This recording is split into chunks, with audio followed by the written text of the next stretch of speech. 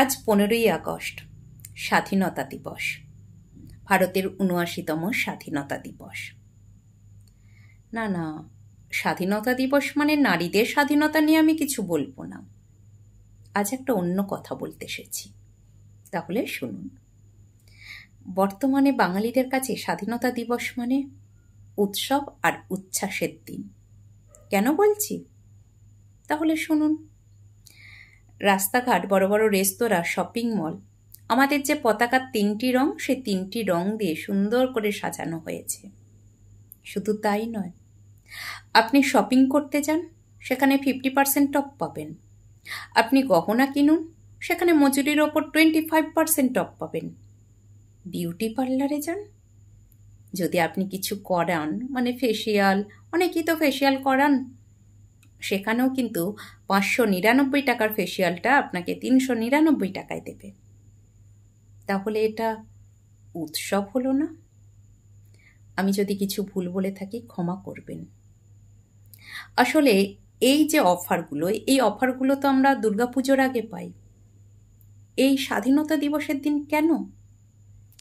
আমরা যদি চাল, ডাল, নুন যেগুলো আমরা খাই, সেই সব জিনিসের ওপর যদি অফার পেতাম তাহলে ঠিক ছিল।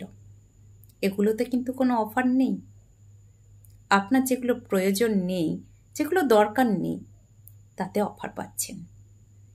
সেই জন্য আমি বললাম, স্বাধীনতা দিবস মানে এখন বাঙালিদের কাছে উৎসব। শুধু তাই নয়, আপনি বড় রেস্তোরাঁয় খেতে যান, আজকে প্রচুর আপনি ডিসকাউন্ট পাবেন। এত টাকার খাওয়া দাওয়া করলে আপনি এত টাকার ডিসকাউন্ট পাবেন। এইরকম একটা অফার চলছে। জানেন সব থেকে দুঃখের কোনটা? সেটা হলো, আমি সকাল থেকে দেখছি, হয়তো কারোর প্রাইভেট কার আছে, কারোর সাইকেল আছে, কারোর বাইক আছে। ওনারা কি করছে জানেন? সবাই নয়, কেউ কেউ আর কি, ছোট্ট ছোট্ট যে পতাকা বিক্রি হয়, সেই পতাকাগুলো কিনে নিজেদের কেউ প্রাইভেট কারে, কেউ সাইকেলে, কেউ বাইকে উত্তোলন করছেন।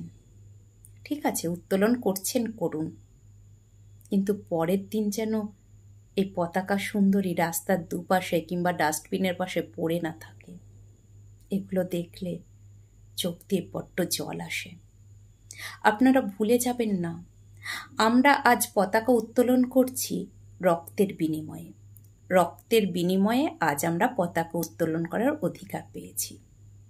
তাই বলছি, স্বাধীনতা দিবসটা কোনো উচ্ছ্বাস আনন্দের দিন নয়, এটা আমাদের কষ্টের দিন, অবশ্যই অহংকারের দিন। তা বলে এইভাবে উৎসবে আপনারা পরিণত করবেন না। আর সর্বশেষ বলবো, পতাকা সুন্দরীর অমর্যাদা করবেন না।